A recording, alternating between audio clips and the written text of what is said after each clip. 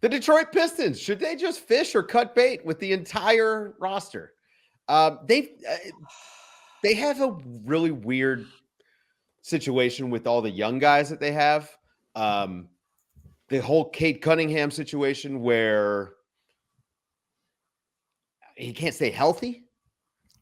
We have no idea how good he is because they haven't been able to put a solid 4-man rotation around him. What sort of decisions do the Detroit Pistons need to make here in the next week? Cut bait with Monty? No, just we know how thrilled I've been by his coaching so far this season. I mean, if we're going to ascribe clutch play to coaching, he is they have understood the assignment in clutch time. When they're on pace for I have a database going back 10 years, and even adjusting for their team level, they're the second highest underperforming team in clutch situations, which is, considering how bad they are just in general, that's a pretty amazing statement. I mean, but they've managed to bank the losses.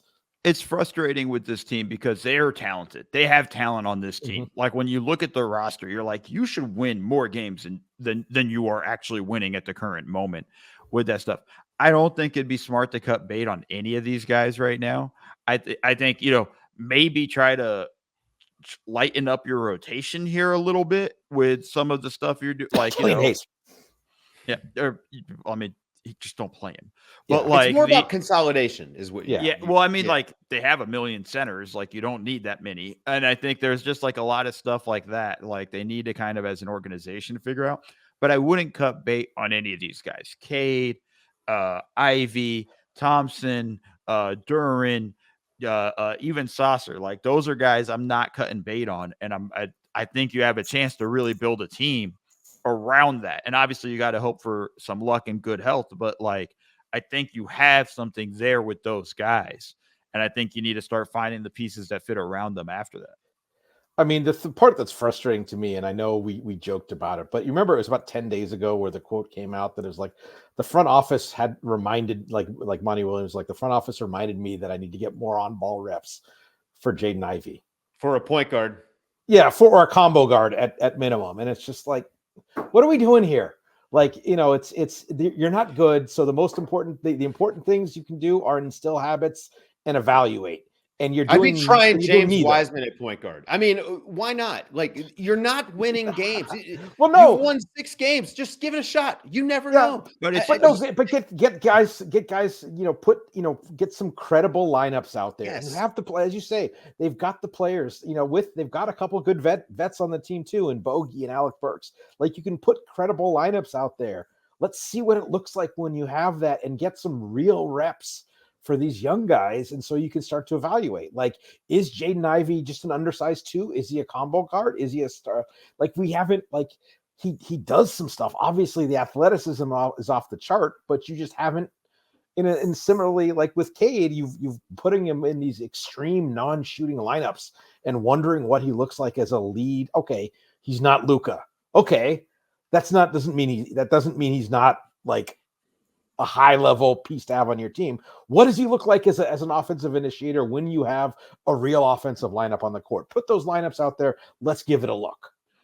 I just hope teams use the way the Pistons went about their hiring of Monty Williams as an understanding of not how to do it.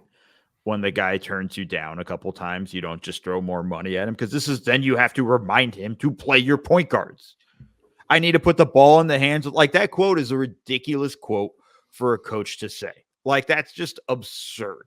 And I think that's those things when you're looking at it going like, yeah, and now we're going to talk. And look, 2 years from now, we're going to talk about the development situation and how Detroit failed these guys.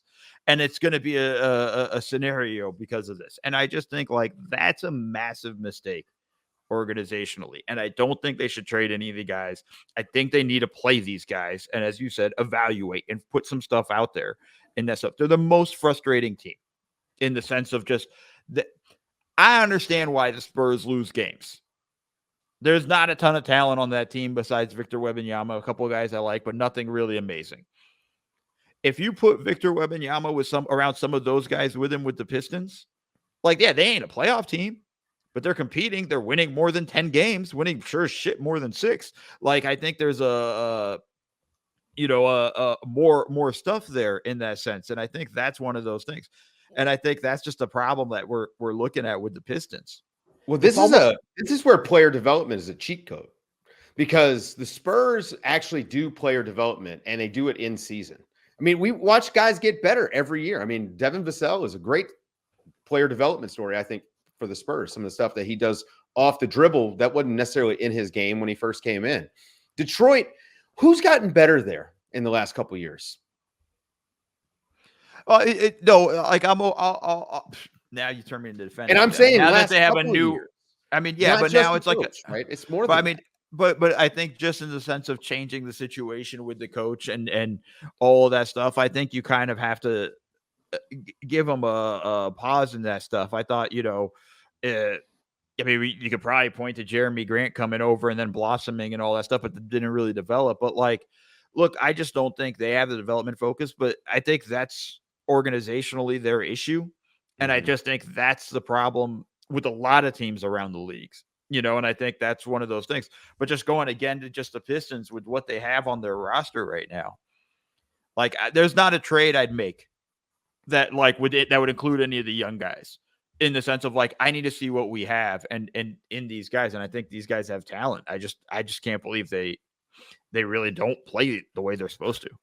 Like, if you're getting like some good pick package for Bogey and like the deal, but the deal breaker is, and we need Sasser back also. All right, maybe we can talk if we're getting like premium draft assets or something like that. But other than that, yeah. I'm glad you brought up San Antonio, just because it may be a little bit of coincidence. But if you look at like Wemby's splits from when they started starting Trey Jones, it's almost like it almost illustrates like it's probably a little too pat, but it illustrates to some degree like, hey, let's put these guys in real basketball situations, and then maybe we'll see what they can do. And just want the Pistons to do that. It's turned into like a Pistons therapy session. Well, I mean, they did beat Oklahoma City the other day, which has now officially pulled Oklahoma City from contention. They are no longer America's team.